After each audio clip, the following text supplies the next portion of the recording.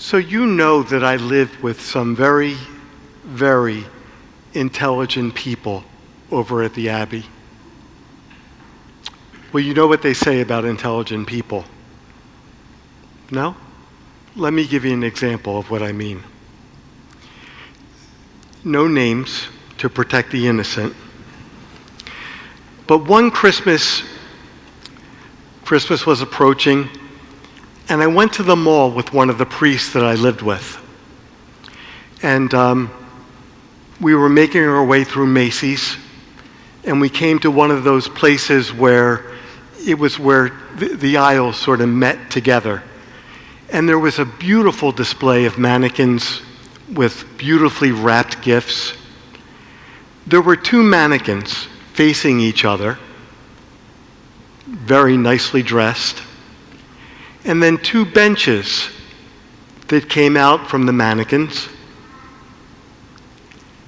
But what this priest didn't realize was that there was a real woman sitting on one of the benches.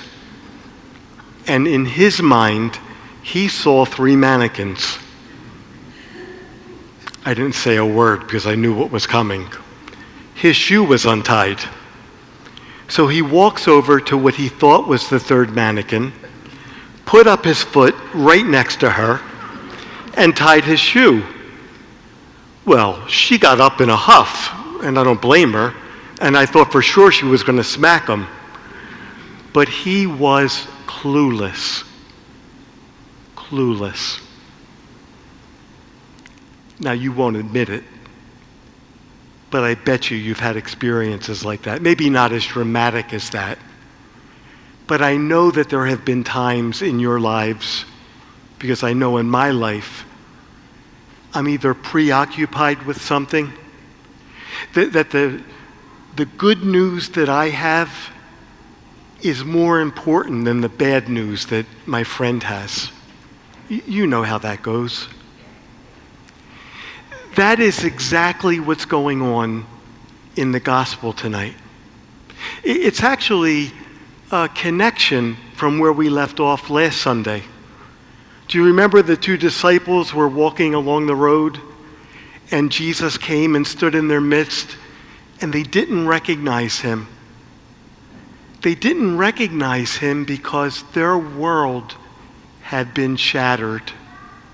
They were leaving Jerusalem, some would say, to escape, because they were terrified and not sure what was going to happen. And in their own self-pity, in their own little world, they weren't able to recognize Jesus walking with them. It was only until Jesus sat down with them and he broke the bread. Do you remember what happens? He vanishes from their sight. And it's then that their hearts were starting to burn and they recognized Jesus. I wonder if it doesn't take a similar kind of experience to push us out of our comfort zone. And most of the time, it's in the ordinary experiences of our life. It was in that ordinary breaking of the bread that they were so used to that they came to recognize Jesus. You know, the Gospel of Luke has 10 moments where Jesus is eating with his disciples or other people. It was so common to have table fellowship, to break bread back then, that actually there's a very strong connection with the celebration of the Eucharist. As a matter of fact, a meal, sharing a meal, is one part of how we can begin to understand the Eucharist. There are others. The sacrifice of Jesus, the coming together as a community. But let me focus, if you will, on this notion of meal and table fellowship and the breaking of the bread. Because you see, it has a lot to do with our ordinary, everyday lives. Now, psychology today is not one of the most popular or scientific journals that are out there. There's no statistics and no mean or averages.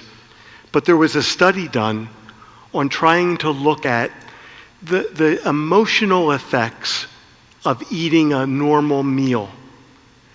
And they made this comparison that when you sit down to a meal, it has a way of making you feel good. We've all heard of comfort food, right? And then, of course, when you share in a meal, it gives you a sense of belonging. And finally, it's usually at a meal that we told the old stories over and over again. There's a sense of nostalgia that happens at a meal.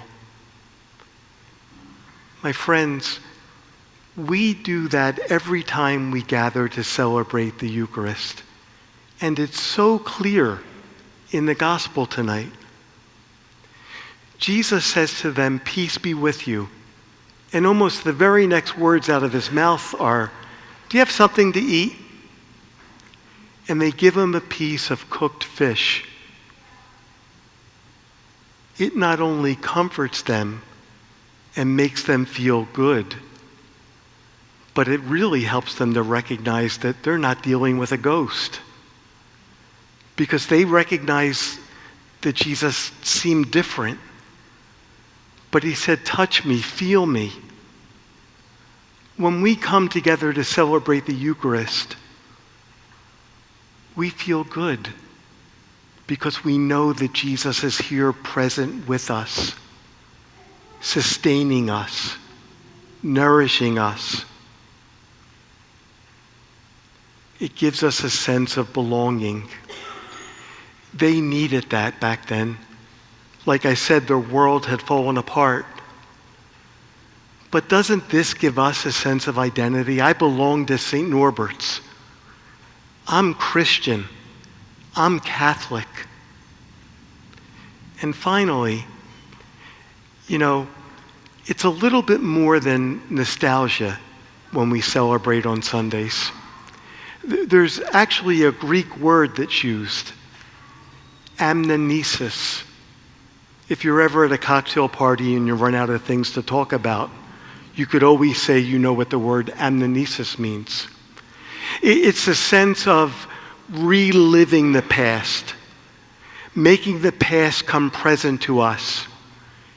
And there is this always in the Eucharistic prayer, right after the acclamation of faith, where we remember that Jesus suffered, died, was buried, rose again, and ascended to the Father, and that the Holy Spirit has been given to us. All right, enough. You can see that our lives are formed by the Eucharist, that it gives us a sense of being healthy and nourished. It gives us a sense of belonging and remembering. We have in our midst tonight Rylan Arata, who has been baptized and says to us tonight, "I want to be confirmed in my faith." And we, as a community of faith, welcome him in, and we will confirm him tonight. May you always feel good when you come and celebrate with us. Might you always have a sense of belonging to us, and might you always know that the Holy Spirit lives in you today in a special way and joins you deeper in this commitment as a Christian.